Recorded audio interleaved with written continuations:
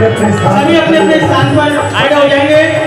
हमारे बीच गीता मनीषी महामंडलेश्वर पूज्य स्वामी श्री ज्ञानानंद जी महाराज हमारे बीच पधार चुके हैं।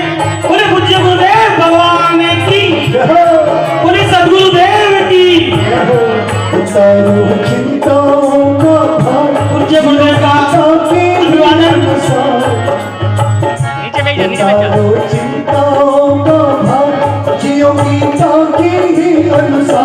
खिलेगा जीवन सारा, मिलेगा मोहन प्यारा, खिलेगा जीवन सारा, मिलेगा मोहन प्यारा।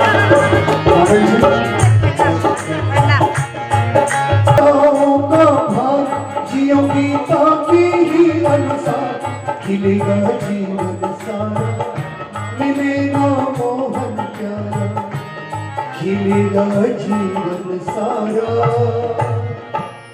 मिलेगा मोहन प्यारा। बोले बोलिए सद्गुरुदेव भगवान की जय हो। पूज्य गुरुदेव से निवेदन करूंगा दीप प्रज्वलन के लिए।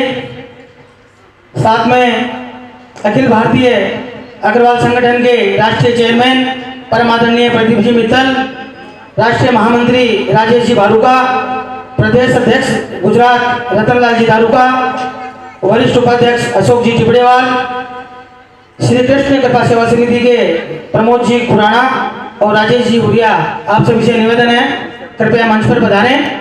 दीप प्रज्वलन। अहमदाबाद से राम प्रकाश जी पधारे हैं, कृपया उनसे निवेदन मंच पर आए। बंबई से प्रदीप जी गुप्ता पधारे हैं, उनसे निवेदन करूंगा कृपया मंच पर पधारें। आरोग्यम सुख संपदम शत्रुबुद्धि विनाशाय दीप ज्योतिर्नमोस्तुते। दीप ज्योतिर्परम ब्रह्म दीप ज्योतिर्जनार्दन दीपहर्तु मे पापम दीप ज्योतिर्नमोस्तुते। दीप ज्योतिर्नमोस्तुते। या देवी सर्वभूतेषु ज्योतिरूपेण संस्थिता नमस्तस्यै नमस्तस्यै नमस्तस्यै नमो नमः। बोलो कृष्ण कन्हैया जय हो।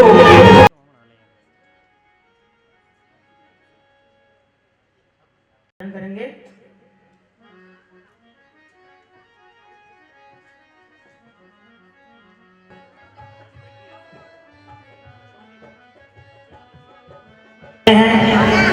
कुछ ही क्षणों में दिव्य वाणी का हम सभी को लाभ मिलने वाला है। उसके पहले महाराज श्री का स्वागत सत्कार करने के लिए मैं मंच पर बुलाना चाहूँगा। संगठन के राष्ट्रीय महामंत्री राजेश जी भालुका, गुजरात प्रदेश अध्यक्ष रतनलाल जी दारुका से मैं निवेदन करूंगा महाराज श्री का शॉल उठाकर स्वागत करें। तत्पश्चात अशोक जी टिपड़ेवाल,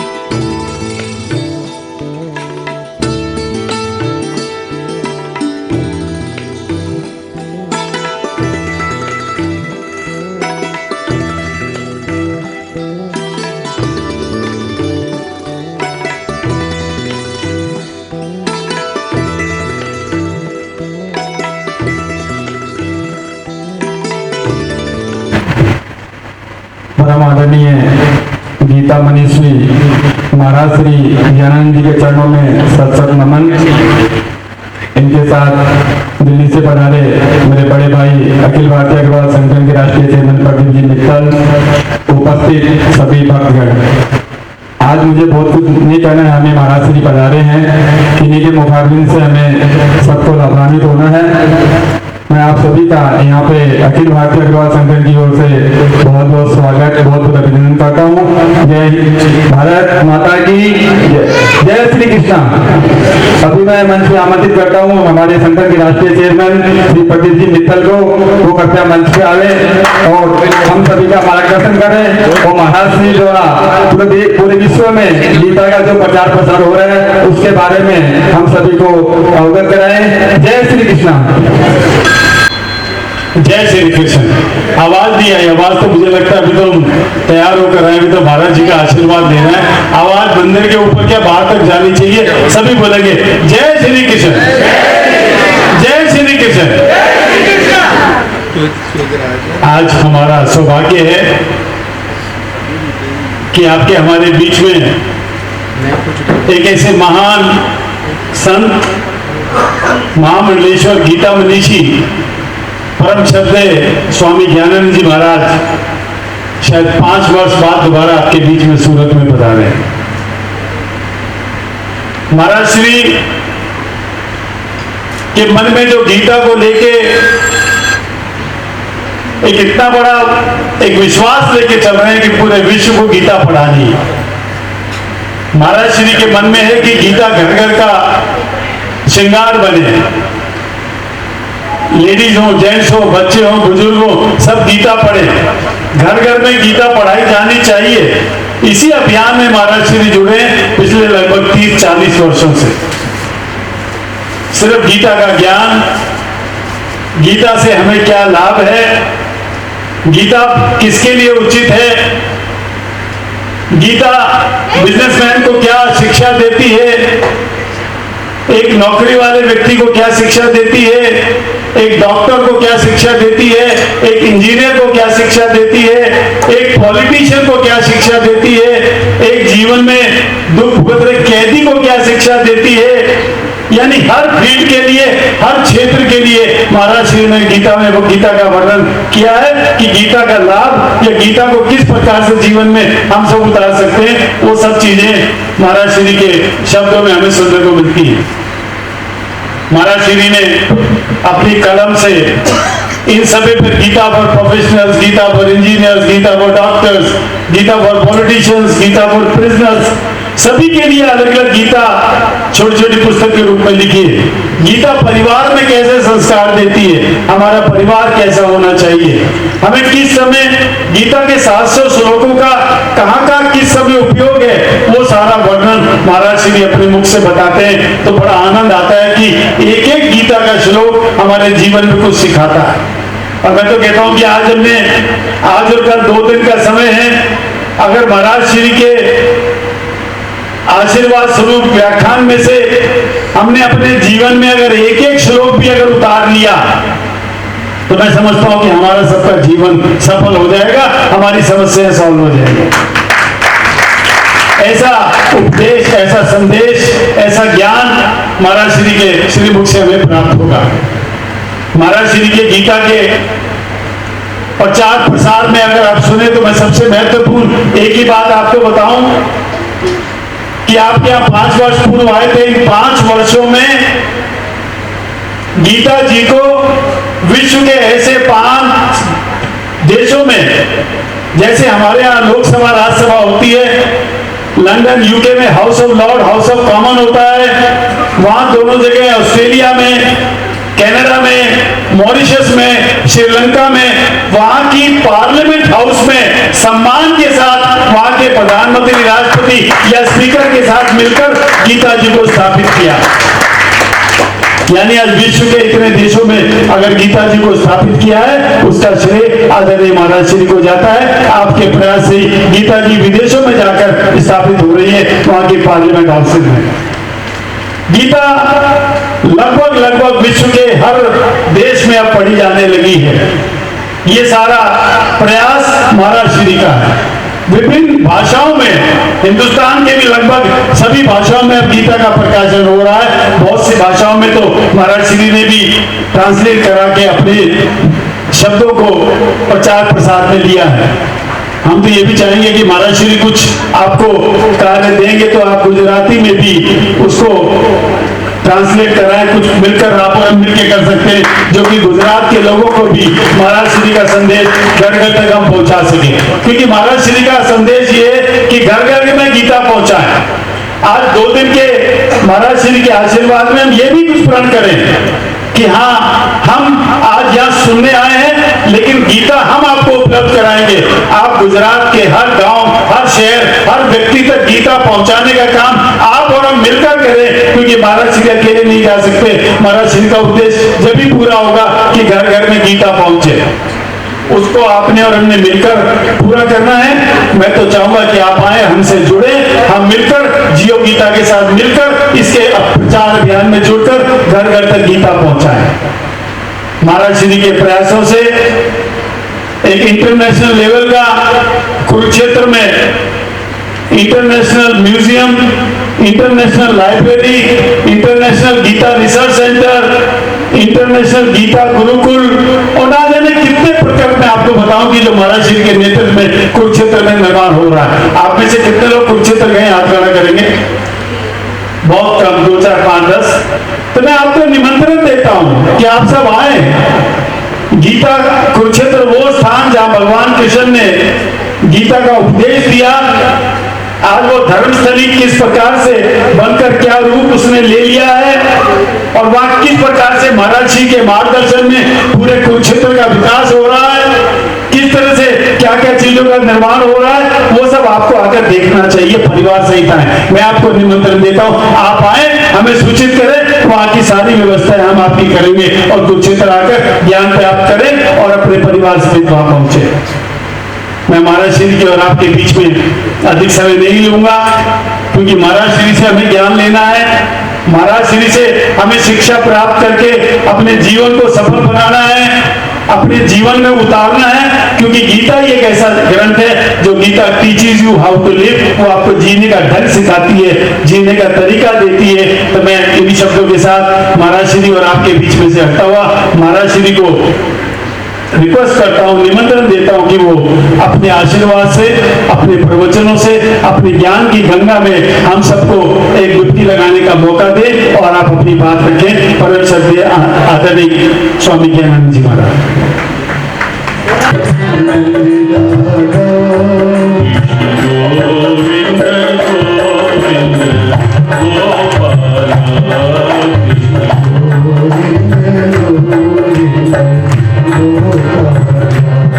Govinda, Govinda, Govinda.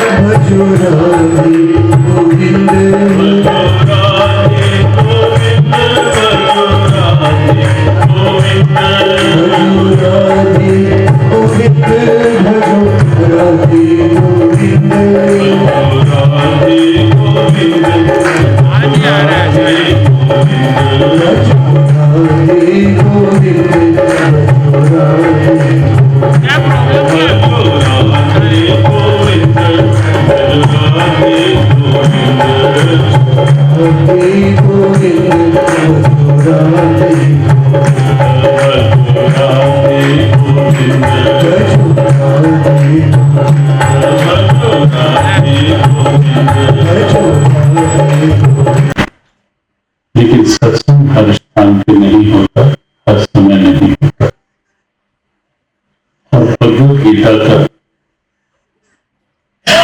सार मंत्र ही यही है कि जिस समय जहां जो कर्तव्य है हमारा, उस समय हम अपने उस कर्तव्य को ठीक ढंग से निभाएं। इस समय हम सत्संग में बैठे हैं और सत्संग भी भगवत गीता, कोई कथा नहीं, कोई इधर उधर की चर्चा नहीं, सीधी भगवान की वाणी की बात, भगवान की श्रीमुख से निकली दिव्य प्रेरणाओं की बात। आज से 5161 वर्ष पूर्व कुरुक्षेत्र की परंपरा में स्वयं साक्षात भगवान कृष्ण ने अर्जुन को निमित्त बना करके समूची मानवता के लिए एक दिव्य उपहार दिया था, ज्ञान उपदेश के रूप में। वो उपहार है श्रीमद् भगवत गीता। जो शब्द प्रयास आते हैं सामने और कई बार थोड़ी चूक भी हो जाती है उनका प्रयोग करने में। एक शब्द है श्रीमद् भागवत और एक शब्द है श्रीमद् भगवत गीता। कई बार गीता के साथ भी भागवत गीता ऐसा शब्द लिखा जाता है, दोनों में अंतर है। जहां पुराण की बात है, कथा की बात है, वहां भागवत कथा है, भागवत पुराण है। यद्यपि भागवत पुराण में अनेकों दिव्य प्रसंग हैं, अनेकों दिव्य प्रेरणाएं हैं। भागवत कथा, भागवत पुराण अर्थात वह कथा, वह पुराण जहां भगवान की चर्चा है, भगवान की बात है, या भगवान का कैसे बने ऐसी प्रेरणाओं की बात है, वो भागवत कथा है, वो भागवत पुराण है। लेकिन जहां स्वयं भगवान के द्वारा कही गई बात है, वो भगवत गीता है। पूरे विश्व का एक ही ग्रंथ है। हमने इसीलिए कहा कि थोड़ा ध्यान यही रखोगे तो आप बहुत कुछ समझ पाओगे, जो समझना हमारे लिए बहुत आवश्यक। इतना हो जाता है, हम अपनी परंपराओं का मूल क्या है, तत्व क्या है, महत्व क्या है, हम स्वयं ही उससे अनभिज्ञ रहते हैं, दूसरे को तो क्या जानकारी दे पाएंगे। महात्मा गांधी जब प्रथम बार साउथ अफ्रीका गए थे बैरिस्टर बनने के लिए, लॉ करने के लिए, जिस दिन पहले दिन वो गए साउथ अफ्रीका में, वहां कोई जर्मन विद्वान उन्हें मिला और वो स्वयं लिखते हैं, उस जर्मन विद्वान ने अमेरिकन साउथ अफ्रीका में जाकर मेरे से प्रश्न किया कि क्या भारत से आए हो? तो मैंने कहा हाँ, भारत से आया हूं। तो दूसरा प्रश्न किया, क्या आप जानते हो कि आपके देश में गीता है, गीता में क्या है? गीता के बारे में कुछ बताओगे क्या? महात्मा गांधी कहते हैं कि ये वो दिन था जब मैंने कभी गीता को पढ़ा नहीं था, और मैं चुपके से अपने कमरे में लौट आया और मैं खूब रोया उस रात कि जर्मन होकर जानता है कि भगवत गीता मेरे देश में अमूल्य रत्न है, लेकिन मैं भारतीय होकर भी आज तो गीता को पढ़ नहीं पाया, गीता के बारे में कुछ जान नहीं पाया।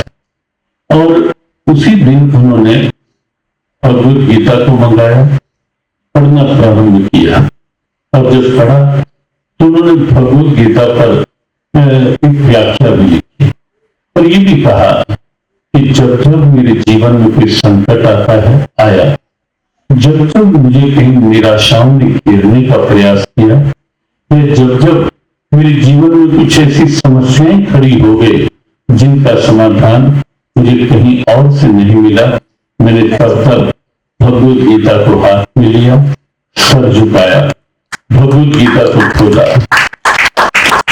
और मुझे मेरी हर समस्या का समाधान मिला, मुझे मेरी हर निराशा से उभरने का एक अवसर मिला भगवत गीता के द्वारा। और इसीलिए महात्मा गांधी ने भगवत गीता को, दो ऐसे महापुरुष हुए जिन्होंने भगवत गीता को वात्सल्य में मां के रूप में स्वीकारा, संत विनोबा भावे और महात्मा गांधी दोनों ने भगवत गीता को वात्सल्य में मां के रूप में स्वीकार किया। और ये सत्य है, भगवत गीता को आप देखेंगे तो जैसे मां की ममता, मां की करुणा, मां का प्यार, मां का वात्सल्य, मां का अपनत्व जैसे बच्चे के लिए होता है, गीता भगवती में आपको ऐसी ऐसी लोरियां दिखाई देंगी जहां गीता पुचकार करके जीव के कल्याण के लिए, जीव को सन्मार्ग पर लाने के लिए, जीव को अच्छाई के मार्ग पर आगे बढ़ाने के लिए, जीव का लोक परलोक बनाने के लिए बिल्कुल एक सहज अपनत्व के साथ जहां आपको प्रेरणाएं देती हुई दिखेगी गीता भगवती। और कभी कभी बीच में जैसे माँ बच्चे को सही मार्ग पर लाने के लिए, या कुछ अगर बच्चा कुमार्ग पर चल रहा है, कुछ गलत कर रहा है जो उचित नहीं है, तो कभी कभी माँ थोड़ा फटकार भी देती है, डांट भी देती है। यद्यपि समय के धीरे धीरे थोड़ा आधुनिकता का रूप, और मॉडर्निटी का रूप ले जाने के कारण से आजकल बड़ा मुश्किल काम हो गया है कि बच्चों को डांटना, हाथ उठाना। पहले तो पुराने लोग जानते हैं कि टीचर भी खूब अच्छे से हाथ का प्रयोग कर लिया करते थे, और माता पिता भी कर लिया करते थे। अच्छा, एक बात यदि पूछे हम कि जब तक बच्चों के ऊपर टीचर्स का और माता पिता का ये अनुशासनात्मक अंकुश बना हुआ था, डांट भी लेते थे या कभी कुछ थोड़ा तीखापन भी दिखा देते थे, तब बचपन कहीं अधिक संयमित संतुलित था या आज है? आप विचार करके देखें, तब बचपन सुसंस्कारित था या आज है? तब बच्चों में सहनशीलता, संयम, सद्भाव अधिक था या आज है? निश्चित आप कहोगे पहले था। लाइफ वैल्यूज, फैमिली वैल्यूज तब बच्चों में अधिक थी या आज है? तो निश्चित हर एक का उत्तर यही होगा कि तब अधिक थी, आजकल तो सहनशीलता ढूंढे भी मिलती नहीं। छोटे छोटे बच्चों में जिस प्रकार से सहनशीलता का अभाव हो रहा है और जिस प्रकार से आज स्थितियां बदल रही है, यूं कहें कि बिगड़ रही हैं बचपन से ही, और कहीं कहीं तो ऐसा भी सामने आता है कि पहले वो समय था जब बच्चे माता पिता या टीचर से थोड़ा डर के रहते थे, लेकिन आज समय कितना अलग रूप ले गया है, कहने की मुझे लगता है आवश्यकता नहीं है। क्या अधिकतर ये दिखाई दे रहा है यहाँ सूरत में नहीं पता, वो आप जाने, लेकिन बाहर अधिकतर दिखाई देता है कि आजकल माता पिता बच्चों से थोड़ा डर के रहने लगे कि कहीं ठीक से बोले, ठीक से बात। तो ऐसी स्थिति है। तो कहीं की बात जो चल रही थी कि जैसे माता पिता पहले बच्चों को डांट भी दे, तो गीता जी में कहीं कहीं आपको ऐसा भी दिखेगा कि जैसे कुछ सीधे राह पे लाने के लिए कुछ फटकार के शब्द, कुछ थोड़ी अलग तरह की मीठी सी डांट के शब्द भी आपको गीता में दिखेंगे, जहां बच्चे को कुछ चेताया जा रहा है, कुछ समझाया जा रहा है, कुछ विशेष ऐसे शब्दों का प्रयोग किया जा रहा है कि जहां जीव समझ जाए कि मेरा कल्याण इधर चलने में नहीं है, मेरा कल्याण इधर चलने में है। तो भगवद गीता एक ऐसी पावन प्रेरणा है। 5161 वर्ष पहले भगवान कृष्ण ने उपदेश दिया था। युद्ध का वातावरण था, दोनों सेनाएं आमने सामने थी। वो घटना प्रसंग आप सब लगभग जानते हैं। हमें 2 दिनों में कुछ ऐसे सूत्र लेने हैं जो आपको लगेगा कि जीवन को हम कैसे अच्छे से जी सकते हैं, जीवन में कैसे परिस्थितियों से अलग होकर के कैसे प्रसन्नता के साथ जीवन की यात्रा को आगे बढ़ा सकते हैं, कैसे हम थोड़ा शांति के साथ जी सकते हैं और कैसे पारिवारिक सद्भावनाओं को हम सुरक्षित रख के जी सकते हैं। तो 2 दिनों में हम कुछ ऐसे सूत्र ढूंढने का प्रयास करेंगे। लेकिन आज थोड़ा पूर्व भूमिका भी देख लें कि गीता उपदेश की आवश्यकता क्या पड़ी, क्यों पड़ी, और ऐसा क्यों हुआ कि भगवान कृष्ण ने महाभारत की युद्ध भूमि में गीता उपदेश दिया, युद्ध के वातावरण में गीता उपदेश दिया। तो एक बात निश्चित है कि भारतीय सनातन अवतार परंपरा जो है, उस अवतार परंपरा में ये कृष्ण अवतार जो है बहुत विलक्षण है, बहुत अलग है। यद्यपि सभी अवतार अपने अपने स्थान पर अपनी अपनी स्थिति परिस्थिति के अनुसार महत्वपूर्ण है, लेकिन कृष्ण अवतार बिल्कुल अलग, बिल्कुल अलग। लीला पुरुषोत्तम अवतार है। प्रारंभ से लीलाएं करना इस अवतार का स्वभाव है। हर अदा लीला, हर भाव भंगिमा लीला। अब देखिए कि अब किसी की मटकी फोड़ देना, अब इसे आज सामान्य लोग कहेंगे क्या ये भ्रम, क्या ये अवतार कि चलती प्रजांगनाओं की मटकी फोड़ रहा है। और एक बार ऐसा हुआ और ये ऐसे मुंह उठाए चले जा रही है और मेरी और इसने आंख भी नहीं की, दृष्टि ही नहीं डाली। तो कन्हैया ने हल्की सी कंकड़िया उठा और वो कंकड़िया उठा करके सीधा निशाना लगाया। और निशाना तो इस अवतार का वैसे भी बड़ा अचूक है, बड़ा अचूक निशाना है मटकी फोड़ने के लिए भी। और जब बांसुरी बजाते हैं तो बांसुरी की तान का ऐसा अनूठा निशाना है कि जहां कान में पड़ गया स्वर बांसुरी का, वहां वो जड़ को चेतन और चेतन को जड़ करने की सामर्थ्य कन्हैया के बांसुरी के स्वर में आ जाती। तो निशाना लगा, मटकी फूट गई और मटकी में भरा हुआ नहीं माता, वो सब गिर गया, स्वाभाविक था। और जब गिरा आवेश, इधर देखा उधर देखा और सामने जब ऐसे थोड़ा देखा तो कन्हैया अपनी विशिष्ट त्रिभंगी मुद्रा में, बाकी मुद्रा में मुस्कुराते पड़े, मुस्कुरा रहे हैं। अभी बुमराजान हो सके कि ये इसी का कारनामा है। कहा लाला मैंने तेरा क्या बिगाड़ा है? कन्हैया ने मुस्कुराते हुए कहा सखी तूने मेरा कुछ नहीं बिगाड़ा, तो ये बता मैंने तेरा क्या बिगाड़ दिया? अच्छा, मटकी फोड़ दी, सारा दही मेरे ऊपर मेरे वस्त्रों पर गिर गया और अभी तू कह रहा है कि मैंने क्या बिगाड़ा? कन्हैया ने कहा ना सखी मैंने बिगाड़ा कुछ नहीं, मैंने संवारा ही है तेरा। होता है ना, ये रहस्य अपने आप में ये अवतार अपने आप में रहस्य भी है। तब कौन सी लीला और उसमें कौन सा इशारा, कौन सी प्रेरणा, कौन सा भाव, बड़े विलक्षण स्थितियां हैं। तब समारा ही है, इसमें सवाल क्या दिया? और देख सके सीधी बात, विचार की बात, मैं यहां ब्रज में अवतार लेकर आया हूं आपके लिए, आप सबके लिए, और तू मुंह उठाए चले जा रही है, मेरी ओर दृष्टि नहीं की। मेरा तो एक ही काम है कि जहां रहो, जैसे रहो, जिस हाल में रहो, दृष्टि उधर करके रहो, और गीता का सार्थक तो मिलेगा। और या तो सीधे रुख पे रहो, नहीं तो मुझे हल्की सी कंकड़ियां लगानी पड़ेगी ताकि ध्यान उधर बना रहे। ध्यान तो कन्हैया की हर अदा के मटकी फोड़ रहे, के माखन चुरा रहे हैं, माखन खा रहे हैं। और कुछ लोगों को लगता है कि कैसा होता है कि घर घर जाकर के माखन उठा के खा लेना।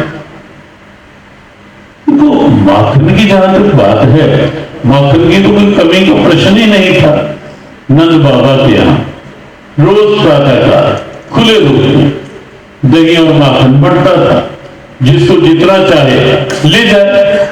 तो कमी का तो कोई प्रश्न ही नहीं था कि जिस घर से रोज खुले रूप में दही माखन लुटता है, बढ़ता है, जिसको जितना लेना है ले जाए, वहां उस घर का बालक यदि किसी दूसरे घर में जाकर के माखन मांग कर खाता है या माखन चुरा कर खाता है और अपना नाम माखन चोर रखवाता है, और जब यशोदा मैया से कन्हैया स्वयं पूछ लेते हैं, मैया तू जानती है कि मेरा सबसे अच्छा नाम कौन सा है?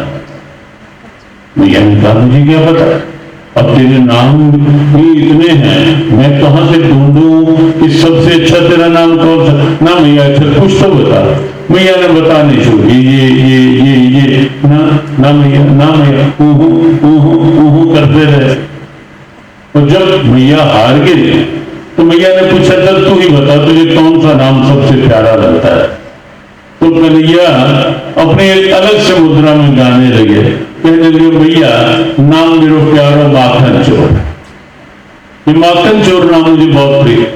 बताओ कोई होगा ऐसा दुनिया में जो ये कहे कि चोर नाम मुझे प्रिय लगता है, माखन चोर? और तुझे डोंगरे जी महाराज यहाँ इसी गुजरात खरा के गौरव, वो इस माखन चोर नाम की बड़ी मीठी व्याख्या किया करते थे। एक बार हमने भी शुक्तीर्थ में सुना, बड़ी मीठी व्याख्या करते थे माखन चोर शब्द। तो वस्तुतः क्या है, बात चोरी की तो थी ही नहीं। कोई सारी दुनिया जिनकी है उसे चुराना क्या, इधर का भी उनका, उधर का भी उनका, यहाँ का भी उनका, वहां का भी उनका, कुछ चुराने की तो कोई बात ही नहीं। आपका अपना घर है, आप देखें इस कमरे में कुछ रखा है, उस कमरे में, उस कमरे से कुछ उठाओ या इससे उठाओ, चोरी थोड़ा ना है।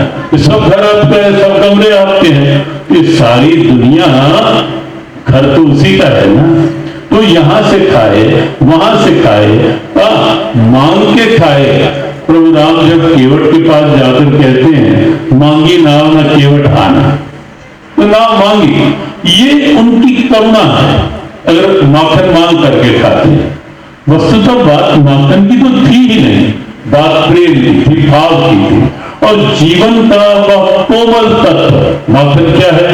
सबसे अगर कोई कहे कि कोमल वस्तु क्या है तो नाम आता है माखन। और इसीलिए गोस्वामी तुलसीदास जी जब किसी सच्चे संत के हृदय की बात व्याख्या उन्हें करनी थी कि संत का हृदय कैसा हो जाता है, तो उन्होंने जो उपमा दी तो वहां लिखा कि संत हृदय नवनीत समान। संत का हृदय नवनीत की तरह, माखन की तरह बिल्कुल कोमल सा हो जाता है। और बल्कि गोस्वामी जी को तो फिर यहाँ आगे और कहना पड़ा कि संत हृदय नवनीत समाना, लेकिन आगे उन्होंने अपनी ही बात को काट दिया कि कहा कविन और कहीं न जाना। कवियों ने संत हृदय को माखन की तरह कह तो दिया, लेकिन पूरी उपमा नहीं कर पाए। जब उनसे पूछा गया ऐसा क्यों, कहा देखो निज परिताप द्रवही नवनीता, नवनीत माखन तो तब द्रवित होता है ना कि जब उसे स्वयं को आंच लगती है, ऐसा ही है ना, जब आंच लगेगी तो माखन द्रवित हो जाता है, पिघल जाता है। तो उन्होंने कहा कि निज परिताप द्रवही नवनीता, लेकिन पर दुख द्रवही संत सुपनीता। संत तो ऐसे नवनीत हैं, ऐसे माखन हैं जो किसी दूसरे को दुख को देकर पिघल जाते हैं, द्रवित हो जाता है उनका कोमल। तो बात चल रही थी नवनीत माखन, तो कन्हैया कोमलता पसंद है उन्हें, भाव प्रिय है उन्हें, और इसीलिए जहां माखन में भाव साथ जुड़ता था, कन्हैया ने वही माखन स्वीकारा। एक छोटी सी बात स्पष्ट कर दें, बहुत छोटे थे, 3.5 वर्ष के। एक बार यशोदा मैया दही बिलो रही थी, माखन भी ऊपर आया, अभी निकला नहीं था। कन्हैया आए, मैया मैया माखन खाऊंगा। मैया ने कहा रखा है, थाली उठा के, कमी है क्या? ना मैया, मैं तो अभी वाला खाऊंगा। मैया ने कहा अभी वाला खाएगा तो थोड़ा धैर्य रख, निकल जाने दे, वो खा ले।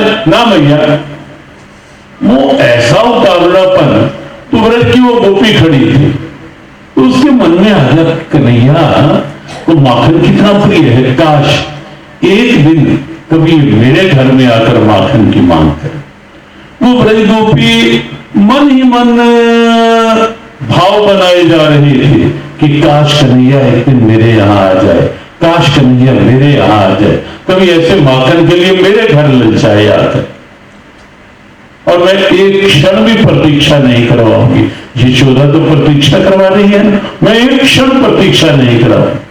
और कन्हैया ये अवतार माखन चुरैया है, लेकिन केवल माखन चुरैया नहीं, गौवे चुरैया है, लेकिन केवल गौवे चुरैया रासचिया नहीं, ये अवतार सर्वभूतात्मा, सबके हृदय में स्थित सबकी चेतना है। ये अवतार सबकी, बिना किसी भेदभाव, अहम आत्मा गुणाकेश। गीता में ऐसे शब्द आप बार बार पाएंगे, अहम आत्मा गुणाकेश सर्वभूताश्य स्थिता। हे पार्थ, मैं सब प्राणियों के भीतर सबकी आत्मा, सबकी चेतना, सबकी जीवन शक्ति के रूप में सबके भीतर मैं ही निवास करता हूं। पार्थ, बहिरंतश्च भूताना, मैं बाहर भी हूं, कण कण में भी हूं, और सबके भीतर हर मन में भी हूं, हर जन में भी हूं, हर क्षण में भी हूं। सर्वत्र है कृष्ण, और गीता में बार बार ऐसा सुना। और इसीलिए किसी का भाव पढ़ने में उन्हें कोई देर नहीं लगती। जो अपनी सनातन परंपराओं में ये बात आती है कि भाव प्रिय जनार्दना, भगवान क्या है? तो भाव के प्रिय है। हमारा अंदर का जैसा भाव होता है, वो उस भाव को एक क्षण में समझ लेते हैं, ऐसा विश्वास हमें रखना चाहिए। वो गोपी बार बार सोच रही है, काश कन्हैया मेरे घर आ जाए। और कन्हैया ने उसी क्षण निहारा, मुस्कुराए, सिर हिला दिया कि तू जो सोच रही है वो जल्दी हो जाएगा। और अगले ही दिन, ये इसलिए बात कही जा रही है कि कब और कहां से कन्हैया का ये भाव प्रारंभ हुआ, औरों के घर जाकर माखन चुराने, माखन मांगने, माखन खाने। अगले ही दिन पहुंच गए, क्योंकि भाव बनाया था। और पहुंचे उसी समय जब वो ब्रज गोपिका दही बिलो रही थी, बिलो के माखन निकाल चुकी थी, और उसी स्थिति में माखन को अलग कर रही थी छाछ से। कन्हैया झट से पहुंच गए और उस सखी ने अपने हाथ से माखन खिलाया। कन्हैया चले गए। अब पहला दिन था जब कन्हैया अपने नंद भवन से बाहर किसी के यहां माखन के लिए निकले, और सखी जब घर से बाहर निकली, बिल्कुल चेहरे की रंगत अलग, रोमांच, प्रेम, भाव, और एकदम देखकर आसपास की कई सखियां इकट्ठी हो गई, सबने घेर लिया। सखी आज तुझे हुआ क्या? बिल्कुल तेरा भाव अलग सा दिख रहा है। शब्द कई बार होता है ऐसा, जब अंदर बहुत प्रेम होता है, जब अंदर बहुत आनंद होता है, ये 3-4 ऐसी स्थितियां होती हैं। ये मनोविज्ञान का एक विषय, 3-4 स्थितियां ऐसी होती हैं जहां शब्द वाणी पर जल्दी से आता नहीं है। जब बहुत अंदर प्रेम उमड़ रहा होता है, शब्द मौन में चले जाते हैं। जब बहुत आनंद होता है, तब शब्द जल्दी से नहीं निकलते। जब बहुत, भगवान ना करे हो, लेकिन जब बहुत मन शांत होता है, दुख में होता है, तो भी जल्दी से शब्द नहीं निकलता। और जब बहुत भय की स्थिति बन जाती है, डर, तो भी शब्द जल्दी से नहीं निकलता। ये बड़ी सीधी साइकोलॉजी है। और उस भाव की दशा में सब पूछने लगी, सखी हुआ क्या? बता तो बता।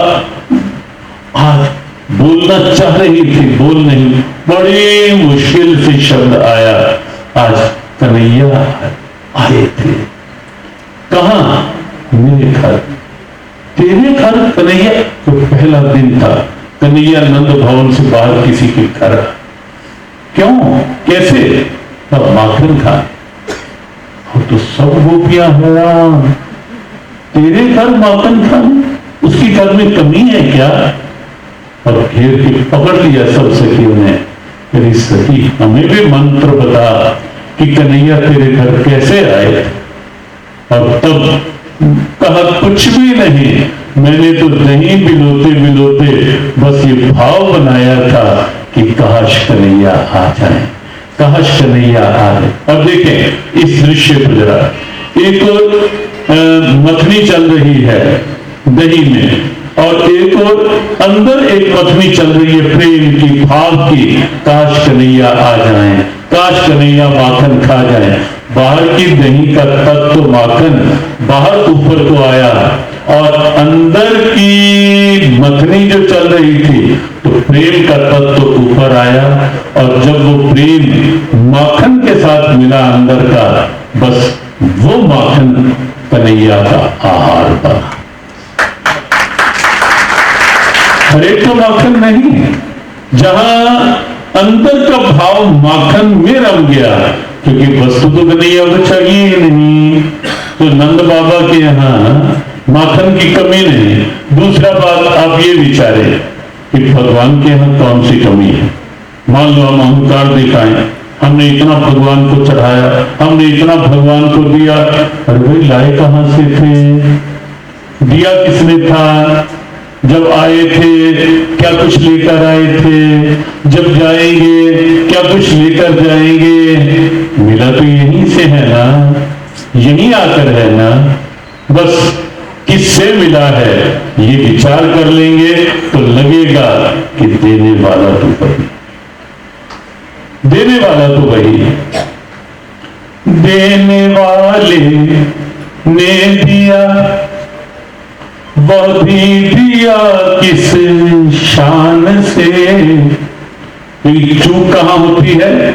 लेने वाला मेरा है सब, कह उठा अभिमान से। होती है ये चूक या नहीं होती? देने वाले ने दिया, वह भी दिया किस शान से। लेने वाला मेरा है सब, कह उठा अभिमान से। लेकिन ये वास्तविकता भूले नहीं कि मैं मेरा यह कहने वाला मन उसी का है दिया, मैं नहीं, मेरा नहीं यह तन, किसी का है दिया। हमारे से जो कोई पूछता है कि संसार का बड़ा चमत्कार आजकल की बार होता है, लगता है कि जहां जाने से कुछ चमत्कार दिखे वहीं आपका वहीं जाना चाहिए, तो ठीक है, बुराई नहीं है, लेकिन हमें लगता है कि ये मनुष्य शरीर मिलना और मानव देह की रचना, ये दुनिया का अपने आप में बड़ा चमत्कार है, बड़ा चमत्कार है। एक कुछ समय अभी कुछ ही दिन पूर्व युवक प्रौढ़ अवस्था में, युवा अवस्था ही थी, मिले परेशान। पूछा कारण, आप विचार करके देखेंगे कि क्या स्थिति। उसने अपना हाथ दिखाया ऐसे, लेकिन मेरे हाथ में है, अब पहला उदाहरण आया हमारे सामने, लेकिन मेरे हाथ में बीच में जॉइंट्स नहीं है। अब जॉइंट नहीं है तो हाथ की ग्रिप कैसे बने? हाथ ऐसे ही नहीं होता, और ऐसे ही ना हो तो हाथों के द्वारा कुछ खाना है तो, कुछ पहनना है तो, कुछ काम करना है तो। इतने हाथों में मैंने 3 जगह दिखाया, लेकिन सब हैरान है कि हाथों में, लेकिन आप देखिए उस कारीगर की कारीगरी कि क्या बनावट है, किसी वैज्ञानिक का कमाल है क्या है, किसी डॉक्टर का या किसी और का हाथ है, जहां जहां जोड़ की जॉइंट की आवश्यकता है अपने आप, तो अपने आप में मैं नहीं, मेरा नहीं, ये तन किसी का है दिया, जो भी मेरे पास है वो धन उसी का है। तो ये मान लीजिए, ये गीता है। तो बात चल रही थी कि भगवान को किसी की किसी वस्तु की आवश्यकता नहीं है, क्यों? क्योंकि भी उसी की है ही उसी की। जैसे माखन, कन्हैया को किसी के माखन की आवश्यकता थी क्या? सब भरे पड़े भंडार, किस चीज की कमी है? भगवान तेरी गली में मिलते हैं सब पदार्थ, भगवान तेरी गली, कोई कमी नहीं। हाँ, एक ही चीज है जिससे हम प्रभु को प्रसन्न कर सकते हैं, प्रभु को अपना बना सकते हैं, उनका ध्यान अपनी ओर खींच सकते हैं, और वो चीज है अंदर का प्रेम, अंदर का भाव। और इसीलिए जैसे माखन की कमी उनके यहां नहीं है, लेकिन तो भी वो माखन खाने किसी के यहां जाते हैं, माखन खाने नहीं, माखन में रमे हुए प्रेम को स्वीकार करने, भाव को स्वीकार करने। और गीता के कृष्ण तो गीता में यहां तक कहते हैं कि पार वस्तु की तो बात क्या, पत्रम पुष्पम फलम तोयम यो में भक्त्या प्रेक्षति तदम भक्त परतम अस्नामि प्रयतात्मना। पार कोई प्रेम में भरकर, प्रयतात्मना शब्द अद्भुत है गीता में, जो प्रेम में भरकर कोई मुझे पत्ती भी भेंट कर दे, मैं उस भेंट को स्वीकार कर लेता हूं। और द्रौपदी की पत्ती हम सब जानते हैं, जब कृष्ण ने आकर कहा था दुर्वासा के भय से भयभीत द्रौपदी पांडव, और कृष्ण ने केवल इतनी सी बात कही थी कि कृष्णा क्या रखा है?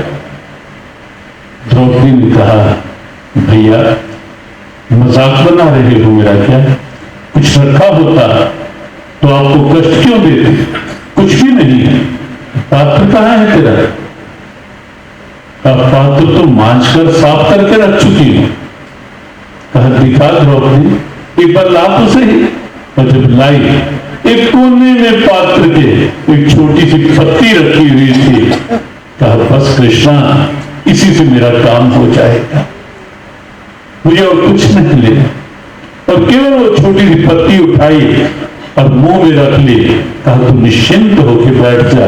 और उस मुंह में रखी हुई एक पत्ती को, विश्वात्मा है, विश्व के भरण पोषण करने वाले, और इसीलिए छोटी सी पत्ती दुर्वासा और 10,000 शिष्य सब इतने तृप्त हो गए, इतने तृप्त हो गए, उल्टे पैर भाग निकले। पत्रम पुष्पम फलम तो पार, कोई फूल भी प्रेम से भेंट कर दे गजराज की तरह, मेरे लिए वो भी उपहार बन जाता है। फल शबरी को याद कर लो, देव विद्रानी को याद कर लो, वहां तो केला भी नहीं, तो छिलके ही ले लेकर प्रसन्न हो रहे, छिलके खाकर, क्योंकि उसमें क्या था, पहतात्मना प्रेम छिपा हुआ। वस्तु का महत्व नहीं उनके यहाँ, प्रेम का महत्व है। और उसका प्रमाण कब मिला, जब विदुर आए और आकर देखा कि कर क्या रही है, केले नीचे गिरा रही है और छिलके खिलाए जा रहे हैं। गुस्से में आकर चकचोरा, अरे मूर्खा, इतना भी ध्यान नहीं कि स्वयं कृष्ण बैठे हैं और तू छिलके खिलाए जा रही है उन्हें। चल हट एक तरफ, मैं खिलाता हूं। अकेला छिलका उतारा, कृष्ण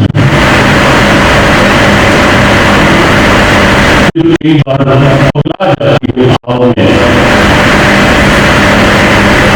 इसकी मूर्खता पर ध्यान न देना। मैंने छिलका उतारा है, तो आप ये खाओ। पकड़ लिया, मुश्किल से यहाँ तक लेकर आए, यहीं आकर रुक गया।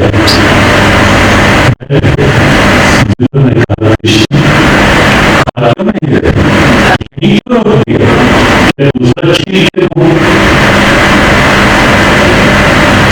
भगवान ने कहा तुमने बहुत बुरा किया, बहुत बुरा किया।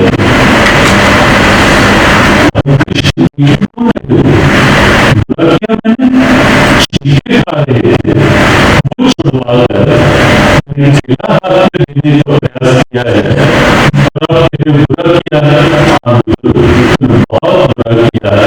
जब विद्रानी खिला रही थी, वहां न खाने वाला था, खिलाने वाला था कोई, वहां पेट भी खाया जा रहा था, पेट भी खिलाया जा रहा था, वस्तु नहीं थी, खिलाने वाला भी प्रेम था, खाने वाला भी प्रेम था, और खिलाने जाने वाली वस्तु भी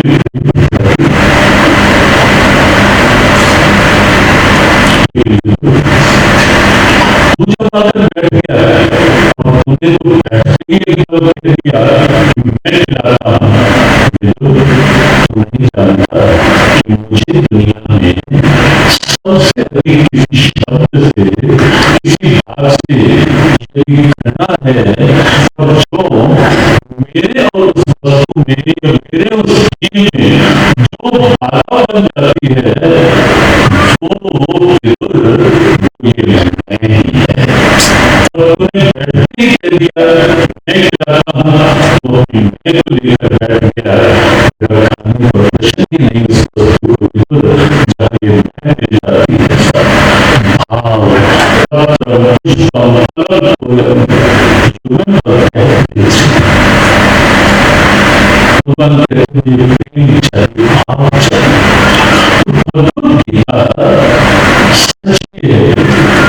भगवान विष्णु का पूरा हुआ अर्जुन के प्रति और अर्जुन के माध्यम से हम सब के प्रति, पूरी मानवता के प्रति पूरा हुआ गीता है। तो इसलिए बीच बीच में उपदेश देते हुए भगवान कृष्ण अर्जुन के लिए इस शब्द का भी प्रयोग किया, वो ये शुरू में नित्यं प्रियमाणाय वक्ष्यामि काम्यय सर्वभूयतमं भूयः शृणु मे परमं वचः ईश्वरस्य विवस्य ततो वक्ष्यामि प्रियतमं मुझे बहुत प्रिय है तो इसीलिए मैं अपने आप तेरे हित की बात कह रहा हूँ।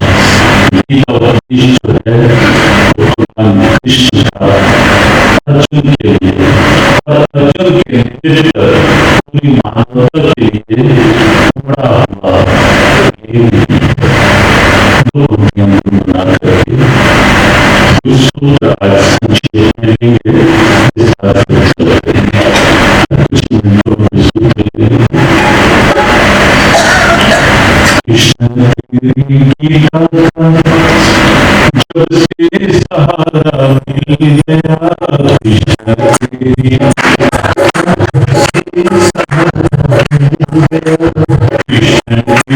तेरी गाथा जब से सहारा मिल गया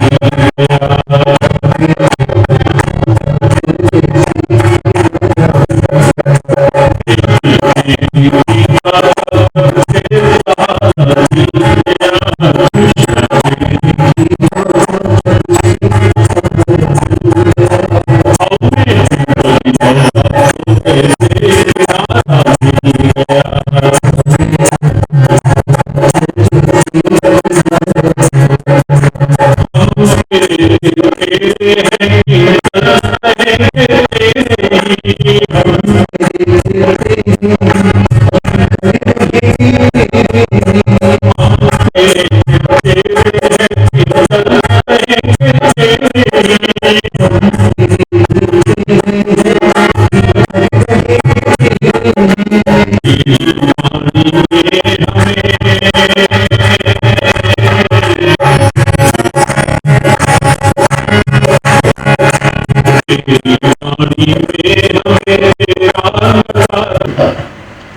वास्तविकता भी है। भागवत में भगवान की लीलाएं अपने आप में गीता का ही विस्तार है। बहुत प्रेरणाएं छिपी हर लीला के साथ। कैसे माखन की बात की गई तो लीला अपने आप में केवल उतनी ही नहीं है कि कन्हैया माटी फोड़ी या माखन चुराया माखन खाया, उसके पीछे भी आप देखिए गीता की प्रेरणा आपको बताएगी कि गीता का भाव। तो हर लीला में कहीं ना कहीं गीता का चिंतन जुड़ा है, कहीं ना कहीं प्रेरणा जुड़ी है। और गीता भी भगवान कृष्ण की एक अलग तरह की लीला, एक अलग तरह की लीला।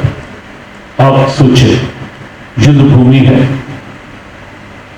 सेनाएं तैयार है युद्ध के लिए, अस्त्र शस्त्र बिल्कुल तैयार, शस्त्रों की टंकार हो चुकी है, शंखनाद हो चुका है, सब तैयारी है। और ऐसे में अर्जुन ने तो केवल इतना कह दिया कि कृष्ण मेरे रथ को दोनों सेनाओं के मध्य ले चलो, सैन्योर मध्य रथम स्थाप्य में अच्युत, हे अच्युत श्री कृष्ण मेरे रथ को दोनों सेनाओं के मध्य में ले चलो। यहां एक विलक्षण सी बात आप देखें कि रथ ऐसा है, वर्णन है गीता जी में ही, विस्तार करेंगे एक एक श्लोक का, एक एक बात का, तो समय उतना तो है नहीं, कल का चिंतन कुछ लेना है हमें। लेकिन संक्षेप में आप समझे कि रथ कैसा है भगवान कृष्ण अर्जुन का। उसमें ध्वजा पर हनुमान जी विराजित हैं, सारथी के रूप में साक्षात भगवान कृष्ण बैठे हैं, और अर्जुन तो मौत से रथी के रूप में है वहां। संयोग से शनिवार हनुमान जी से जुड़ा हुआ दिन है। अब रथ पे हनुमान जी है। गीता जी के पहले अध्याय के 20वें श्लोक में वर्णन आता है, अथ व्यवस्थितां दृष्ट्वा धार्तराष्ट्रां कपिध्वजः, वह रथ जिसकी ध्वजा में साक्षात हनुमान जी हैं। और उसके मूल में महाभारत में घटना आती है कि जब भीम को द्रौपदी के कहने पर पारिजात का एक फूल लेने जाना था, भीड़ बन का मार्ग था, बीच में कहीं रास्ते में बानर दिख गया। महाभारत ग्रंथ में आती है घटना।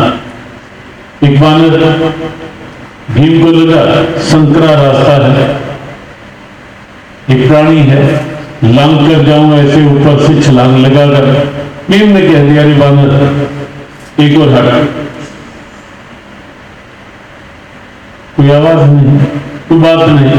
भीम ने फिर जोर से आवाज लगा, तीसरी बार आवाज लगा, हटता है या नहीं।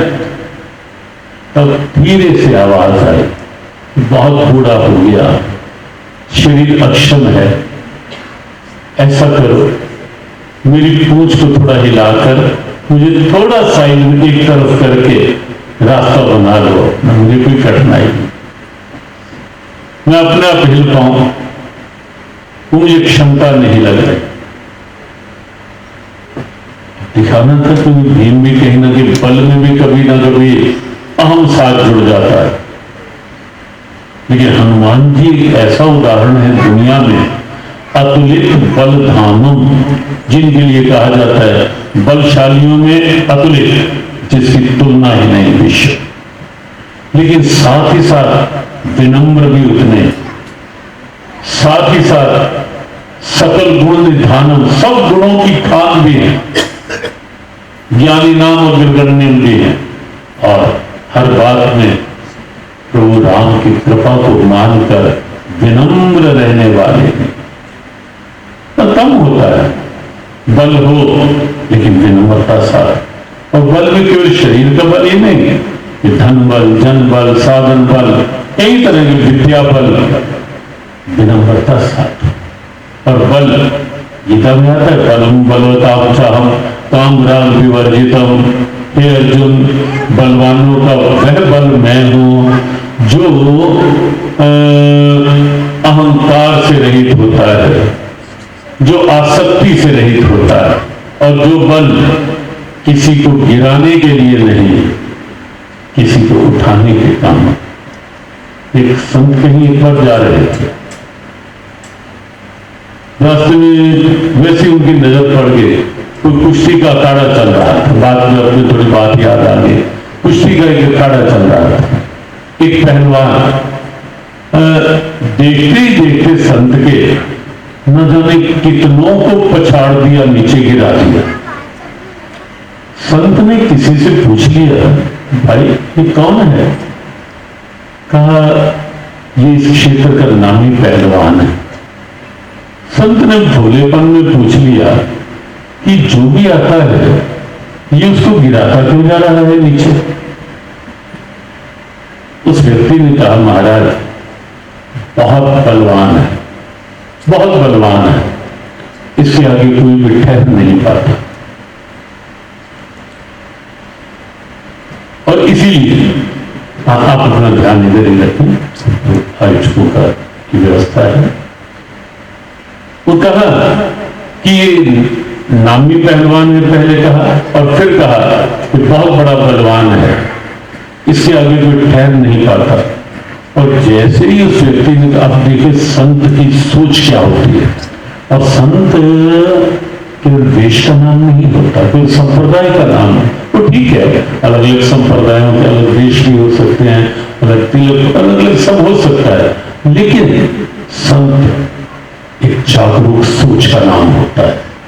संत अंदर की जागरूक अवस्था का नाम होता है, और उसकी एक झलक आप देखें।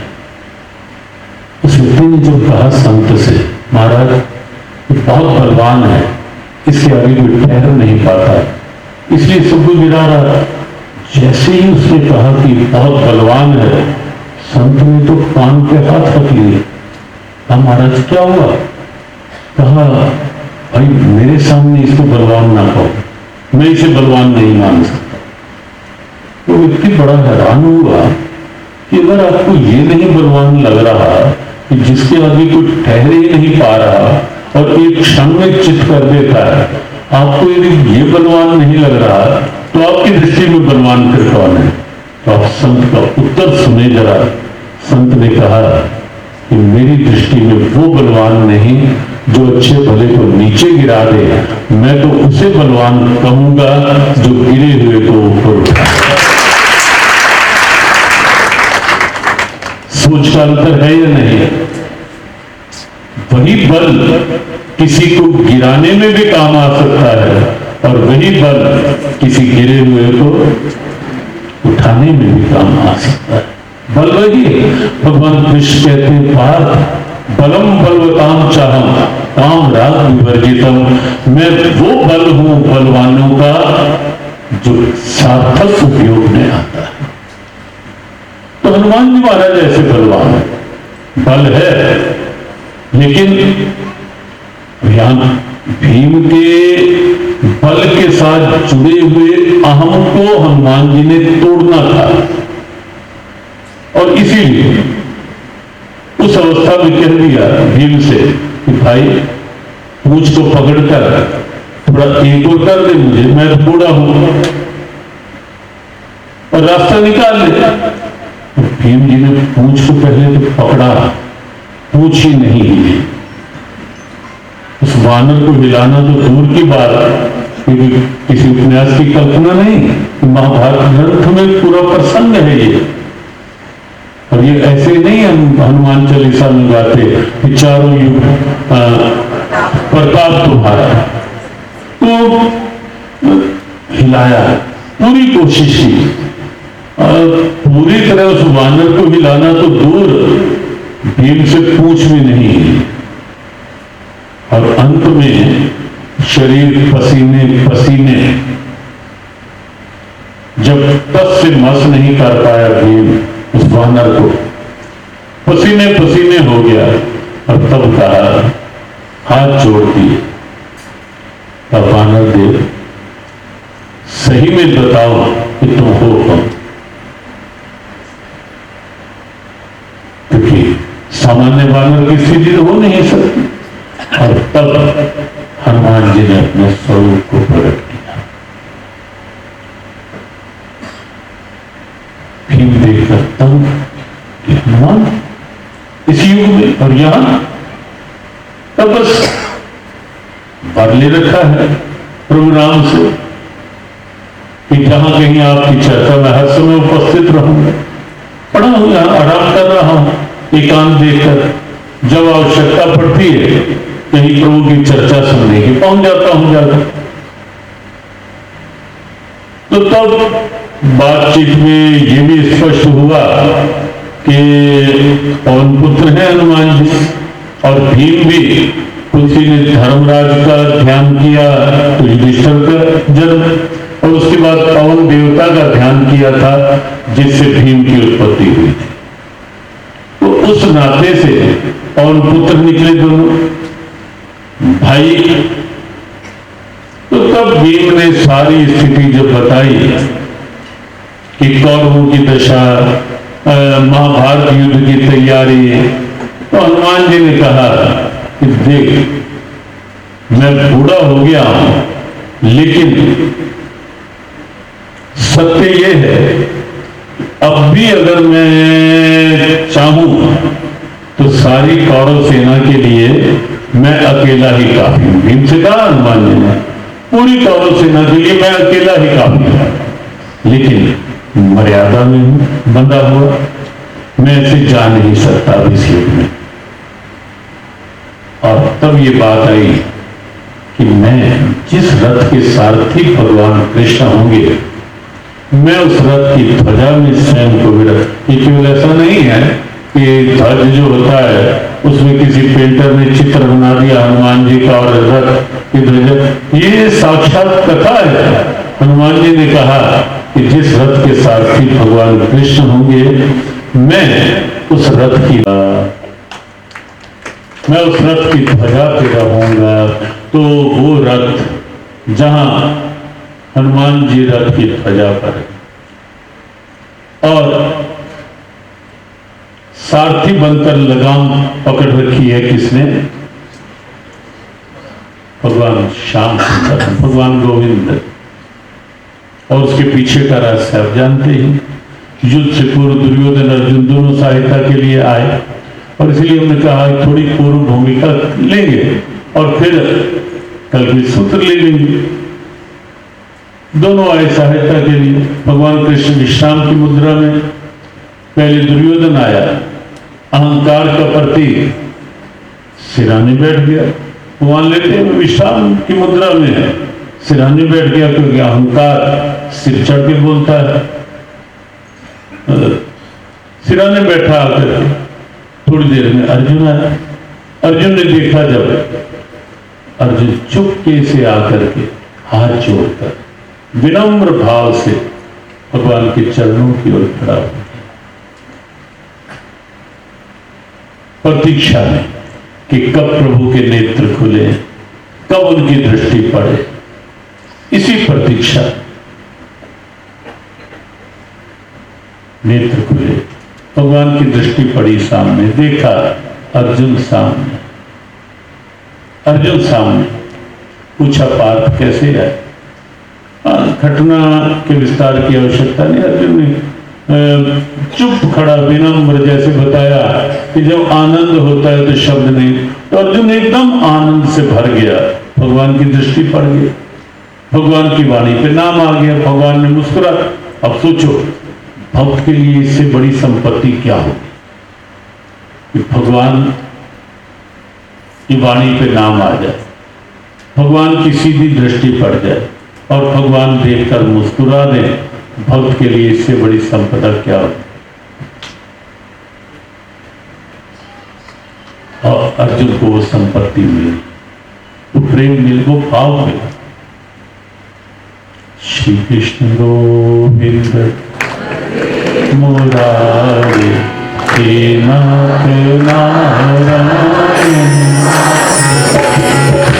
श्री कृष्ण गोविंद हरे मुरारे हे नाथ नारायण वासुदेव।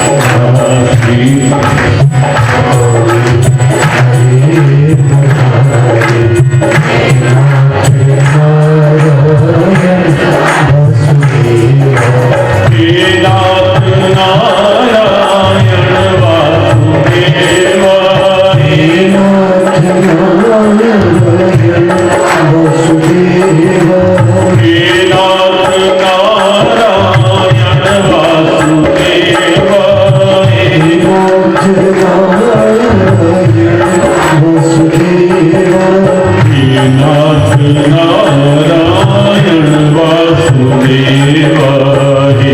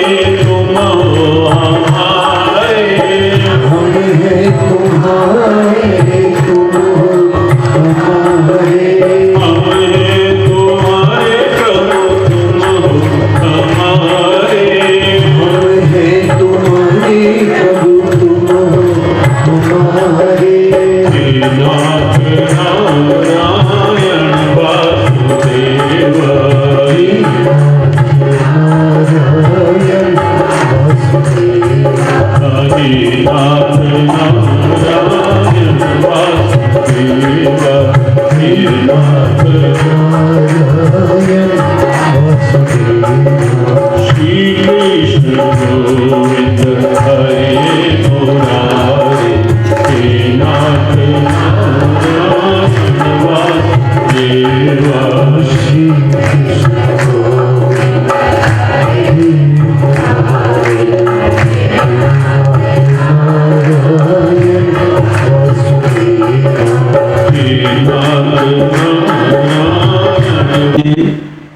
अपनी दृष्टि मिलाओ, वहां भाव बनाओ, कहीं भी जाओ, वृंदावन जाओ, ये जहां भी स्थान कहीं है, भगवान के साथ कुछ दृष्टि मिलाने का प्रयास किया करो। क्यों लिए नहीं गए मंदिर में बातें करते करते गए, वहां भी खड़े कहीं हो जाता है, बस वहां भी खड़े बातें कर रहे हैं, बाहर आ गए, कुछ दर्शन हो, बहुत अच्छे दर्शन। और अगर पूछ लो बिहारी ने श्रृंगार कैसा किया होता, उषा कौन से लड़के से फिर से गुजराने लगे, ध्यान ही नहीं। क्यों? क्योंकि वहां अपल देखा नहीं और भाव वहां जोड़ा नहीं सकता, हो ही नहीं सकता। भाव उस क्षण जोड़ के आंखों के माध्यम से दर्शन करो और उसकी छाप ना अंदर पड़े, और दर्शन हुए नहीं, क्या फला? मन दर्शन कराया, बाहर आकर आप अपने आप से पूछना, ये ढंग है। क्या होता है, हम गए मंदिर दर्शन कर लिया, औपचारिकता से आगे से ध्यान रखना, बहुत काम आएगा इससे। जब आप एक कुछ क्षण अपना देखो, भाव से देखो, भाव वहां साथ हो, और फिर बाहर आकर कोई पूछे ना पूछे, अपने आप से पूछो, हर बिहारी का मुकुट कैसा था, सिद्धि भगवान। और अगर आपका मन अंदर से गवाही दे दे कि हाँ आज ऐसा सो, फिर वो झलक फिर आपके अंदर के सामने आ जाए, तब समझो कि दर्शन ठीक हुए। ये आम सी उक्ति बन गई है, दर्शन बहुत खुले दर्शन हुए। क्या दर्शन हुए बताओगे, क्या था, कैसा हो? तो ध्यान और कभी कभी एक कदम और आगे हम निहारे उन्हें, कभी ऐसा भी भाव बनाओ कि वो भी निहार रहे हैं मुझे, वो भी मेरी ओर निहार रहे हैं। अच्छा, क्या हमें जब मंदिर जाते हैं हमें तो ये लगता है, क्या हमको ये कहते हैं कि कृष्ण जी की मूर्ति है, बिहारी जी की मूर्ति, हम ये मान के जाते हैं, हम मूर्ति को देखते हैं, भगवान को मूर्ति देखते हैं, भगवान। अब जो लोग कहते हैं और कहते लोग ये सनातन धर्म में मूर्ति पूजा करते हैं, और जिनको पता ही नहीं भाव का मूल्य क्या होता है, बोलते रहे कुछ कहना, बोलते रहे। रामलला के दर्शन जिन्होंने मूर्ति बनाई, क्या नाम उनका? अरुण योगी राज। और मूर्ति बनाने के बाद जब प्रतिष्ठा हो गई तो वो व्यक्ति स्वयं कहता है, तो मुझे लग ही नहीं रहा कि वो मूर्ति जो मैंने खड़ी थी मैंने तैयार की थी। हाँ, तो कभी ऐसा लगे कि उन्हें निहारे, और कभी ऐसा भी लगे कि वो भी मेरी ओर देख रहे हैं। अर्जुन को लग रहा था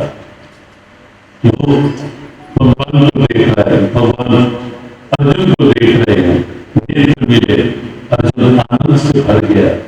भगवान ने पूछा आप कैसे आए? अर्जुन चुप, शब्द ही नहीं बन पा रहा था। जो पूर्व में कहा कि प्रेम की अधिकता में या आनंद की अधिकता में शब्द मौन में चले जाते, शब्द नहीं बन पा रहा। लेकिन ऐसा होता है कि प्रेमी एक बार शब्द नहीं बोल पाता, लेकिन अहंकार जरूर बोलता है।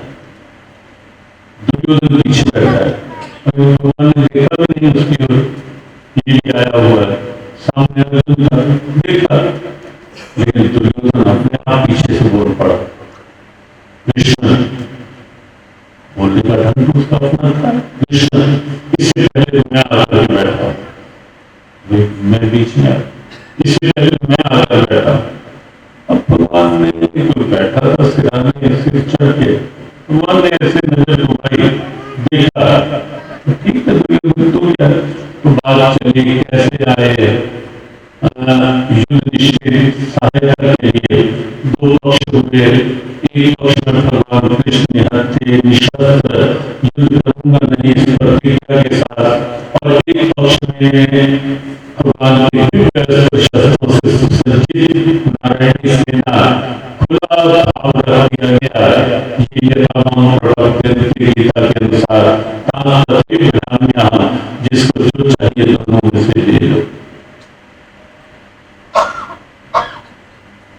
कहने को भी कह सकते थे ना, जब दुर्योधन ने कहा कि मैं पहले आया हूँ, मैं बैठा हूँ, तो भगवान कह तो सकते थे ना, ये संसार में हो जाता है ना कि जरा सा किसी से बोलचाल नहीं है, जरा सा किसी ने किस मुंह से आया मेरे पास, हो जाता है नहीं होता है।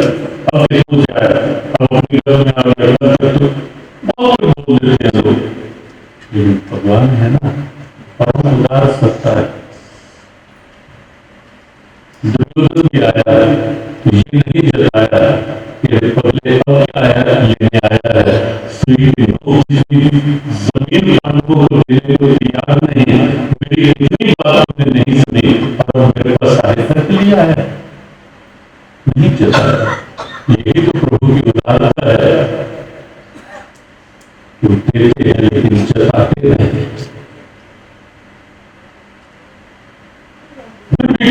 ठीक है, दोनों पक्ष करती है, जिसको जो लेना है। दुर्योधन ने कहा कृष्ण मैं पहले आया हूं, पहला अधिकार मेरा है, अभी भी अधिकार में भी जता रहा है अपना। भगवान ने कहा देख दुर्योधन तू आया होगा पहले, लेकिन मैंने पहले अर्जुन को देखा है, इसलिए पहले अर्जुन मान लेगा। अब भगवान को लगने लगा कि कहीं दुर्योधन को पहले मांगने के लिए कह दिया, वैसे तो इसको सेना ही मांगनी है, कोई भौतिकवादी व्यक्ति भगवान से भगवान को नहीं मांगेगा, तो भगवान से ये सूची अध्यात्म जिसके अंदर होगा, भगवान का प्रेम होगा, वही तो ये कहेगा ना कि प्रभु मुझे आप चाहिए। हाँ आप चाहिए, लेकिन जो और भी मिलेगा वो मैं आपका मान करके स्वीकार करूंगा, उपयोग करूंगा। तो जीने का बड़ा महत्वपूर्ण सूत्र है गीता का, जो है उसे उपयोग भी कैसे करें, भगवान का मान करके, अपना मान के उपयोग न करें। प्रभु तेरी तेरी देन, तेरी कृपा, उपयोग का आनंद ले, लेकिन उसका मान करो। ये सूत्र है जीवन। तो भौतिकवादी व्यक्ति जो है वो उसका ध्यान ही नहीं जाएगा भगवान, उसको लगेगा ये क्या आवश्यकता भगवान। दुर्योधन वो पात्र है भौतिकवादी, और अर्जुन अध्यात्म। भगवान को लग रहा था कि अगर कहीं दुर्योधन को पहले मांगने के लिए कह दिया, एक क्षण के लिए ही सही, वैसे तो इसको मेरे से भी लेना देना नहीं, लेकिन एक क्षण को भी इसकी बुद्धि सुधर गई और इसने कहीं ये कह दिया कि कृष्ण मुझे तो आप चाहिए। विचार करके देखो, अगर ऐसा हो जाता कि दुर्योधन पहले मांगने होने की बारी आ जाती और दुर्योधन यही कह देता कि कृष्ण मुझे तो आप चाहिए, और भगवान को तो अपने वचन के अनुसार पूरा करना पड़ता। और अगर कृष्ण को दुर्योधन अपने पक्ष में कर लेता तो कृष्ण अवतार का उद्देश्य पूरा हो पाता था। महाभारत युद्ध जिस कारण से हो रहा था वो उद्देश्य पूरा हो पाता था, धर्म की विजय हो पाती क्या? बिल्कुल नहीं। और इसीलिए भगवान को लगा, क्योंकि अर्जुन पर तो प्रभु को विश्वास था, पक्का विश्वास था कि कितनी भी संपत्ति हो, सेनाएं हो, अस्त्र शस्त्र हो, लेकिन अर्जुन मांगेगा तो मुझे ही मांगेगा, अर्जुन विचलित नहीं हो। ये विश्वास था प्रभु। जीवन की बहुत बड़ी पूंजी। आजकल समाज में कुछ समस्याएं जो दिख रही है, जिसके लिए जीव नेता का कुछ प्रयास है कार्य करने का, उसमें एक समस्या ये भी है, हर संबंधों में विश्वास समाप्त होता जा रहा है। माता पिता और संतान के बीच में संबंधों में जो विश्वास की दिव्यता होती थी कमजोर पड़ रही है या नहीं है? डॉक्टर और रोगी के बीच में विश्वास टूट रहे हैं, है या नहीं ऐसा? आशंका। टीचर और स्टूडेंट्स के बीच में आज वो विश्वास के संबंध नहीं है। व्यापारी और ग्राहक में भी कहीं ना कहीं संबंध कमजोर तो हुए, शंकाएं तो बनी है बीच में। चलो नेताओं की तो बातें नहीं करते, नेताओं पर जब भगवान कृपा करें कि वो ये ठीक रहकर अपने देश में जो प्रारंभ हुआ है बना रहेगा, तो कृपा करें ऐसे। नहीं तो संबंधों की विश्वसनीयता और ऐसे कहीं ना कहीं गुरु और शिष्य के बीच में, भगवान और भक्त के बीच में, उसका कारण कि जब सोच ये बन जाए, अगर डॉक्टर केवल ये सोच करके रखेगा कि मुझे अधिक से अधिक क्या मिलेगा, क्या मिले रोगी से, तो रोगी का विश्वास कम होगा। व्यापारी का ध्यान केवल प्राप्ति पर होगा, मैं अच्छा क्या दे सकता हूं, उस पर नहीं, संबंध कमजोर पड़ेगा। और ऐसे ही हम तो कहते हैं व्यासपीठ भी ऐसे, अगर मान लो ये होगा अधिक से अधिक प्राप्ति क्या, अधिक से अधिक दे सकते क्या, वहां पर कमजोरी तो आएगी विश्वास तो वो। और भगवान अगर भक्त केवल ये संबंध रखेगा कि मेरी कामना पूरी हो जाए, तब तो भगवान भी ठीक और कहीं भी भगवान कहीं कमजोर होगा सब। लेकिन विश्वास बन जाए, जैसे भगवान का अर्जुन के लिए विश्वास था, अर्जुन मेरे अतिरिक्त कुछ नहीं मांगे, और इसीलिए भगवान ने कहा पार्थ पहले तो अर्जुन मांगेगा। और अर्जुन ने मांगा कि कृष्ण मुझे तो आप चाहिए, केवल आप। सेना दुर्योधन को दे दो, अस्त्र शस्त्र भी दे दो। और जब दुर्योधन लेके चला गया, पूछा भगवान ने बाद में अर्जुन से, पार्थ करेगा क्या मेरा? युद्ध मैं नहीं करूंगा, शस्त्र उठाऊंगा नहीं, करेगा क्या?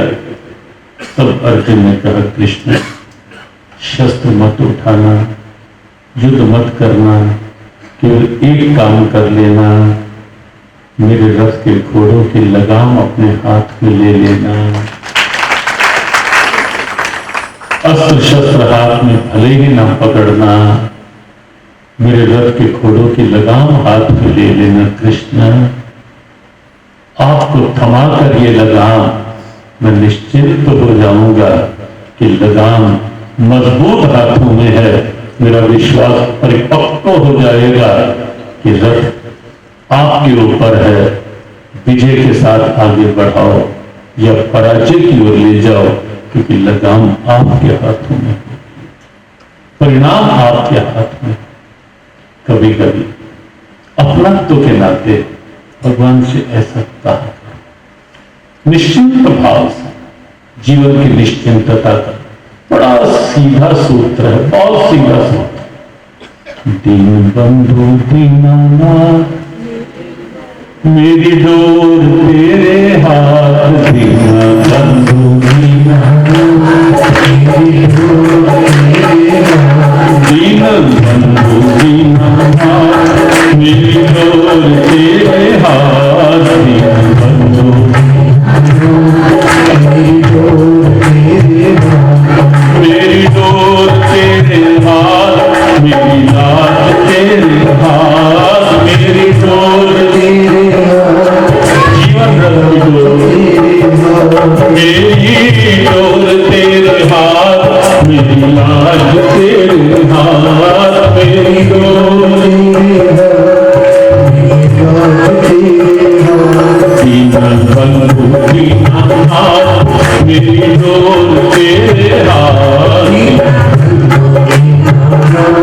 मेरी डोर तेरे हाथ, दीन बंधु दीनानाथ मेरी डोर तेरे हाथ, दीन बंधु दीनानाथ मेरी डोर तेरे हाथ, दीन बंधु दीनानाथ मेरी डोर तेरे हाथ, मन से पुकारे हाथ मेरी डोर तेरे हाथ, मेरी लाज तेरे हाथ, मेरी डोर तेरे हाथ, मेरी लाज तेरे हाथ, मेरी डोर तेरे हाथ, मेरी लाज तेरे हाथ, मेरी डोर तेरे हाथ, मेरी लाज तेरे हाथ, मेरी डोर तेरे हाथ, मेरी लाज तेरे हाथ, मेरी डोर तेरे हाथ, मेरी लाज तेरे हाथ, मेरी लाज तेरे हाथ, मेरी डोर तेरे हाथ, मेरी लाज तेरे हाथ, मेरी डोर तेरे हाथ, मेरी डोर तेरे हाथ, मेरी लाज तेरे हाथ, मेरी डोर तेरे हाथ, मेरी डोर तेरे हाथ, मेरी लाज तेरे हाथ, मेरी डोर तेरे हाथ, मेरी लाज तेरे हाथ, रथ की डोर, रथ की लगाम प्रभु के हाथ में थमा दी और केवल उस रथ की नहीं, जीवन रथ की, जिसका सारथी है बुद्धि, जिसकी लगाम है मन। आत्मानं रत्नम विद्धि कठोपनिषद की भाषा। शरीरम रथमेव तो बुद्धिम तो सार्थम विद्धि मनम प्रग्रहमेव च, और इंद्रियाण ज्ञानाव, जिसके घोड़े हैं ये इंद्रियां, ये रथ भी सन्मार्ग पर चले, विजय के पथ पर, लोक परलोक के उद्धार के पथ पर आगे बढ़े। ये जीवन का रथ भी, इसके लिए अर्जुन की तरह इस जीवन का रथ का सारथी भी प्रभु को बना है। निश्चिंतता से यदि जीवन जीना है, चिंताएं यदि छोड़नी है प्रभु पर, और जो मेरे हाथ में है, अर्जुन ने कहा कृष्ण जो मेरे हाथ में है मैं करूंगा, गांडीव मैं संभालूंगा, लेकिन जो मेरे हाथ में नहीं, भविष्य क्या है होना है वो हमारे हाथ में थोड़ा। तो जिसके हाथ में, गीता के महत्वपूर्ण मंत्र जो है कर्मण्येवाधिकारस्ते मां फलेषु कदाचन, मानव तेरा अधिकार कर्म करना है, आगे क्या मिलना है क्या होना है वो तेरे अधिकार क्षेत्र में नहीं है, वो तो प्रभु के अधिकार में। और इसीलिए जो मेरे अधिकार में है वो मैं करूं, और जो मेरे अधिकार में नहीं, जो प्रभु के हाथ में है, वो प्रभु को सौंप करके जीवन की यात्रा में आगे बढ़ो। ये गीता का ये सूत्र है। और अर्जुन ने अपने व्यावहारिक भाव के साथ इस सूत्र को सामने प्रकट किया कि गांडीव मैं संभालूंगा और लगाम आप संभाल लेना, अर्थात मेरा कर्म मैं करूंगा, अपना कर्म आप करना। मैं अपना काम करूंगा, आप अपनी कृपा साथ में जोड़े रखना। मेहनत मेरी, रहमत आपकी, क्रिया मेरी, कृपा आपकी। और जब दोनों मिल जाएंगे, गीता का अंतिम श्लोक उसका अर्थ यही है, यत्र योगेश्वरः कृष्णो यत्र पार्थो धनुर्धरः तत्र श्री विद्यो भूतिर ध्रुवा नीतिर मतिर मम। ये अंतिम श्लोक है गीता जी का, जहां योगेश्वर भगवान कृष्ण अर्थात उनकी कृपा है, और धनुर्धर अर्जुन जहां कर्मठता है, अपने काम में लापरवाही कोताही नहीं, अपने काम में कर्मठता लेकिन अहंकार नहीं, लगाम प्रभु के हाथ में, वही सफलता। अर्जुन ने भगवान को सारथी बनाया, भगवान सारथी बने, और महाभारत युद्ध की वह दिव्यता कि जिसके हाथ में त्रैलोक्य के लगाम है, वह अर्जुन के रथ के घोड़ों की लगाम हाथ में लिए 18 दिन तक कुरुक्षेत्र की धर्मधरा में अर्जुन के सारथी बनकर, जैसा अर्जुन निर्देशित करता है, मेरे रथ को इधर ले चलो कृष्ण, भगवान कहते हैं अच्छा पार। और इस समय प्रारंभ में जो अर्जुन ने कहा, सैन्योरुभयोर मध्य रथम स्थाप्य में अच्युत, हे कृष्ण मेरे रथ को दोनों सेनाओं के मध्य ले चलो। भगवान लेकर के गए, लेकिन लीला करनी थी, युद्ध अभी नहीं करवाना था। युद्ध से पहले मानवता के लिए उपहार देना था अपने इस अवतार में, और इसीलिए जानबूझकर एक ऐसी लीला रच दी कि रथ को लेकर के गए। भीष्म द्रोण प्रमुख था, भीष्म द्रोण के सामने, और जो इशारा किया वो ऐसा इशारा था जो बिल्कुल अलग सा काम कर गया। वो क्या इशारा था और कैसे गीता उपदेश की भूमिका बनी, महाभारत युद्ध में क्यों गीता उपदेश हुआ, और आज में भी कहीं ना कहीं ये जो महाभारत कहीं ना कहीं पनप जाते हैं, मन में भी, परिवारों में भी, समाज में भी, और पूरे विश्व में ये युद्ध की विभीषिकाएं, ये भी कहीं ना कहीं महाभारत अंदर पनप रही आशंकाएं, दुविधाएं, ये भी कहीं ना कहीं महाभारत चिंताएं, अलग अलग समस्याएं, महाभारत के कई रूप हो गए आज। लेकिन उस महाभारत में भगवत गीता का उपदेश, जैसे तब कुरुक्षेत्र के महाभारत में गीता उपदेश हुआ, विचलित अर्जुन बिल्कुल शांत हो गया।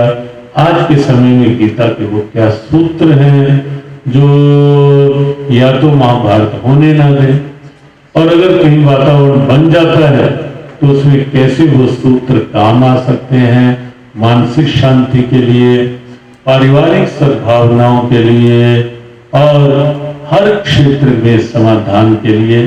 उस पर हम कल चर्चा करेंगे। जीव गीता का वैसे भी प्रयास है, संक्षेप में प्रदीप मित्तल जी ने जो संकेत किया, जीव गीता के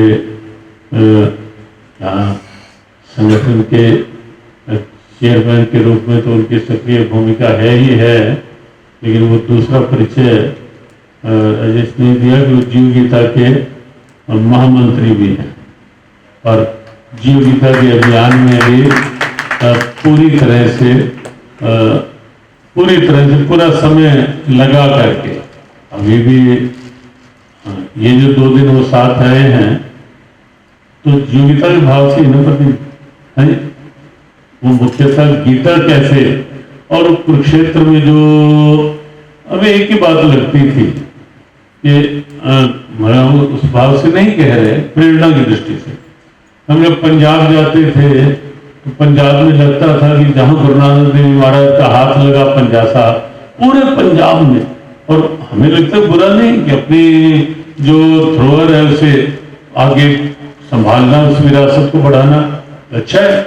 लेकिन कुरुक्षेत्र जब हम जाते थे, जहां स्वयं भगवान कृष्ण 18 दिन तक रथ चलाते रहे, वो सारा भी लुप्त ही हो रहा था।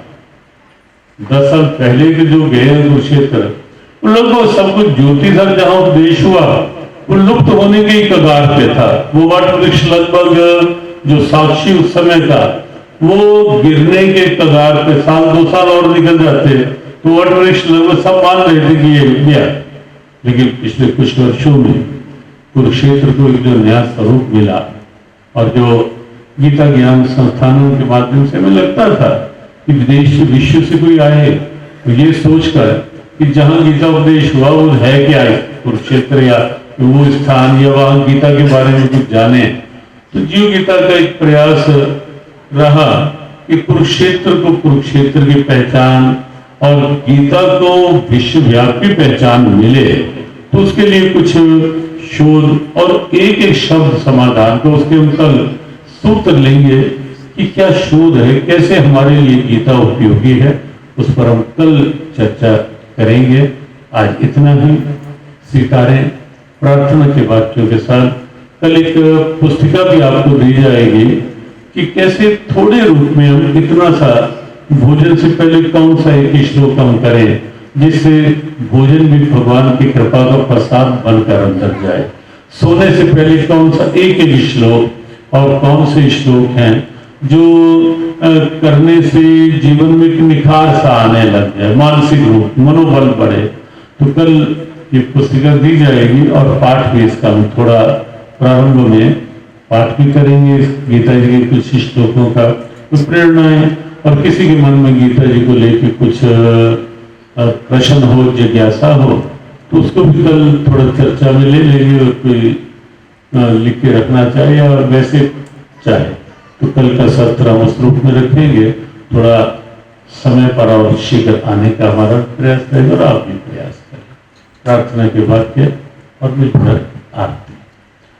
सभी सुखी हो, सभी निरोगी, सभी सुखी हो, सभी निरोगी, सब पर बरसे कृष्ण कृपा, से कृष्ण कृपा, मंगल में हो सबका जीवन, मंगल में हो सबका जीवन, घर घर बरसे कृष्ण कृपा, से कृष्ण कृपा, सब पर बरसे कृष्ण कृपा।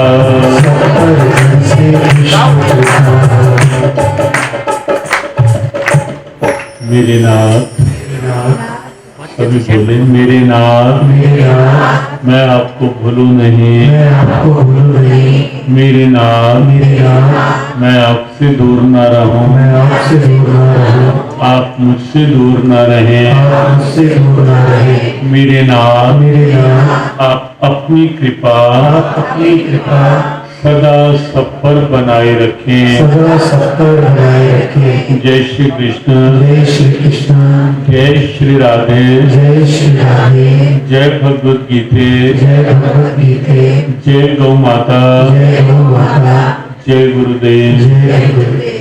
भगवान की मंगल में कृपा सब प्रकार से सब पर बनी रहे। 2 दिवसीय गीता सत्संग के आज प्रथम दिन के सत्संग सत्र विश्राम पर आप सबके लिए शुभकामना, मंगल कर। कल महाराज जी 4 बजे चालू अरे कल 4 बजे ही चालू हाँ, कल 4 बजे भजन और 4:30 हम आ जाएंगे मंच पे। 4 बजे से ठीक भजन 5-7 मिनट पूरा करके 4:30 से फिर आराम से सत्संग चलेगा। 4 सिक्के देने में 1 सिक्के देते थे, लेकिन हमारी पिछली राष्ट्रीय कार्य समिति की बैठक में ये तय हुआ कि उस अंग्रेजों के सिक्के की बजाय हम क्यों ना अपने महाराजा अग्रसेन के सिक्के तैयार करें। हमने ऑल इंडिया में हर प्रदेश में लगभग ये तैयार कराए और उनका प्रचलन शुरू कर दिया। तो आज गुजरात प्रदेश की इकाई ने भी चांदी के सिक्के, प्योर चांदी के सिक्के महाराजा अग्रसेन के बनवाए हैं। उसका विमोचन भी हम परम श्रद्धेय माननीय गुरुवर के हाथों आज कराएंगे और उसका प्रचलन हो आगे भविष्य में। उन्हीं सिक्कों को आप यूज करें, ये मेरी आपसे विनती है। महाराज श्री का विमोचन।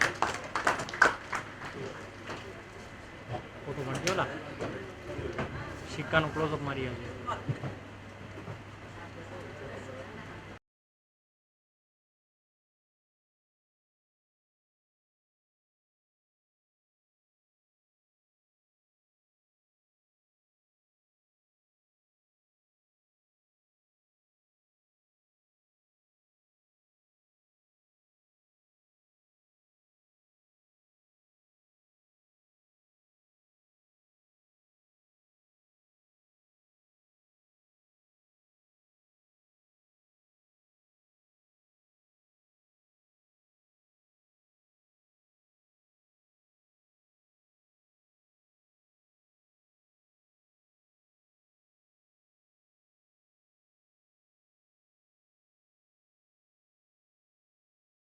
सुब्रता जी टिपड़ेवाल से निवेदन करूंगा आए और गुरुदेव से आशीर्वाद लें। उषा जी दारूका और कुसुम जी टिपड़ेवाल साथ के सुमित और सलोनी जी भी आ जाएं साथ में। सुमित दारूका और सलोनी जी दारूका भी साथ में आ जाएं और गुरु जी से आशीर्वाद लें।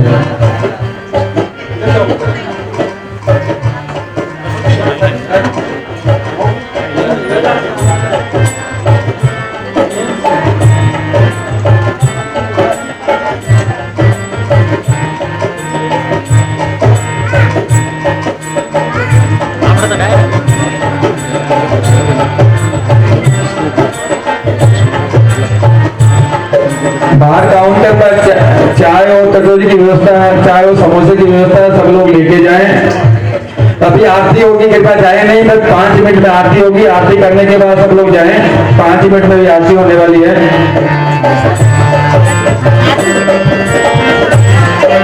गुजरात विकास समिति के प्रवीण जी बलारा, विपुल जी कवड़िया, वो भी हमारे बीच उपस्थित है। कृपया मंच पे आए और आशीर्वाद दें गुरु जी से। उनकी टीम जो भी साथ में सब आए आशीर्वाद दें।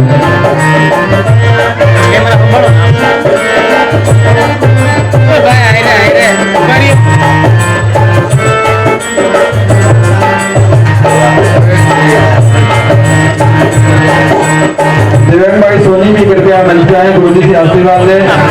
राजू जी खंडेलवाल वो भी मंच पे आए और गुरु जी से आशीर्वाद लें।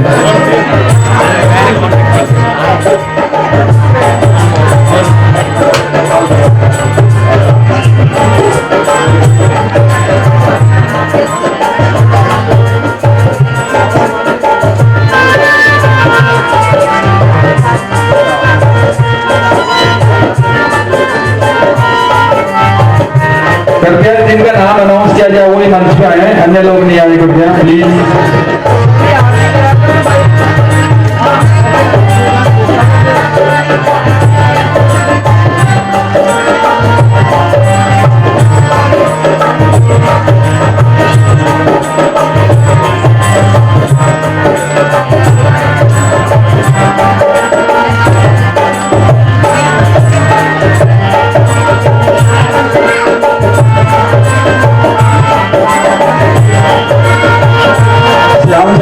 राजू जी अग्रवाल बारूका बसाव वाले भी आ जाए करके आशीर्वाद दें गुरु जी से।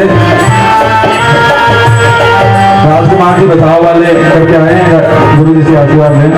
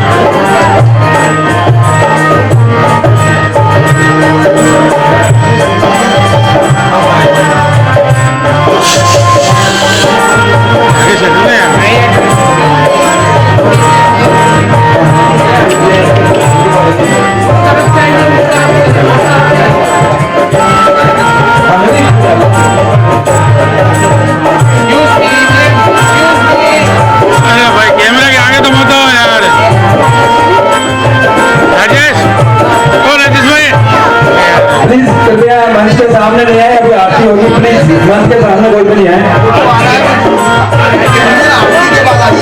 कृपया जिनका नाम अनाउंस किया मंच पे केवल हो जाए, बाकी लोगों को कल आशीर्वाद दिलाया जाएगा।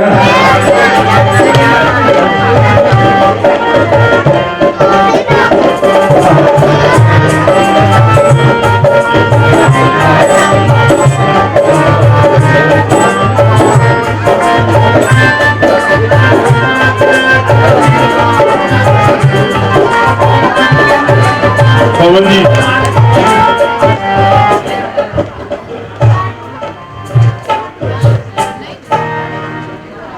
अब हम आरती की ओर बढ़ेंगे। उससे पूर्व बता दूं कि आज हमारे साथ श्री रतनलाल दारूका जी, राजीव मेहंदी रत्ता जी, अशोक टिबरीवाल जी आज जियो गीता परिवार में जुड़े हैं। विस्तार से चर्चा हम कर करेंगे। मेरी विनती ये कि और भी जो लोग जीव गीता परिवार से जुड़ना चाहे, सक्रिय भागीदारी निभाना चाहे, घर घर गीता पहुंचाने के कार्य में जुड़ना चाहे, वो हमसे संपर्क करें। हम चाहते हैं कि पूरे सूरत में ही नहीं, पूरे गुजरात में गीता जी घर घर पहुंचे। भगवती गीता माता की आओ मिल सब आरती गाएं। गीता माता की भगवती गीता माता की हाँ की भगवती गीता माता की आओ मिल सब आरती गाएं। भगवती गीता माता की आओ मिल सब आरती गाएं।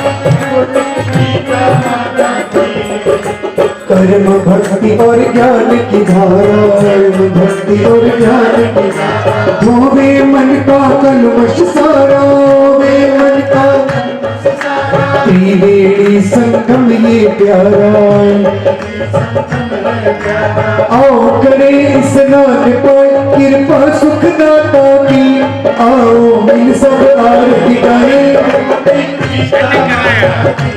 आओ मिल सब आरती गाएं। जीवन का उत्थान है गीता, भारत की पहचान है गीता, मानवता की मुस्कान है गीता, मानवता की मुस्कान है गीता। नाग वृषभ भय नाशक तुम शोक तराता की, आओ मिल सब आरती गाएं। आओ मिल सब आरती गाएं। समता त्याग सिखावन हारी, समता त्याग सिखावन हारी, योगेश्वर की वाणी न्यारी, योगेश्वर की वाणी न्यारी, वात्सल्यमयी गीता प्यारी, वात्सल्यमयी गीता प्यारी। प्रेम करुण मुदिता अद्भुत आनंद प्रदाता की, आओ मिल सब आरती गाएं। भगवती गीता माता की आओ मिल सब आरती गाएं। भगवती गीता माता की करुणामयी माँ करुणा कर दो, करुणामयी माँ करुणा कर दो। श्री कृष्ण कृपा का ऐसा भर दो, कृष्ण कृपा का ऐसा भर दो। रोम रोम में भाव ये भर दो, रोम रोम में भाव ये भर दो। सुख दुख मान अपमान सभी है लीला खाता की आओ मिल सब आरती गाएं। भगवती गीता माता की आओ मिल सब आरती गाएं। भगवती गीता माता की। श्री कृष्ण कृपा जीवन मेरा, श्री कृष्ण कृपा मम प्राण, श्री कृष्ण कृपा करो सब विधि हो कल्याण। श्री कृष्ण कृपा विश्वास मम, श्री कृष्ण कृपा ही प्यास। रहे हर पल हर क्षण मुझे श्री कृष्ण कृपा की आस। श्री राधा मम बाधाधर, श्री कृष्ण करो कल्याण। युगल छवि वंदन करो जय जय राधे श्याम। भला बुरा जो कुछ भी हो आप कहो सरकार, नाथ पकड़ लो हाथ मेरा डूब न जाओ मझधार। बार बार वंदन करूं तब चरणन में नाथ। बहुत जन्म के बीच छुड़े अब नहीं छूटे साथ। दीन बंधु हे दीनानाथ, जीवन की डोरी तेरे हाथ। तेरे चरणों में झुका है माथ, रखो सिर पर कृपा का। श्री राधे मेरी बात है, पिता मेरे घनश्याम। इन दोनों के चरणों में मेरा कोटि कोटि प्रणाम।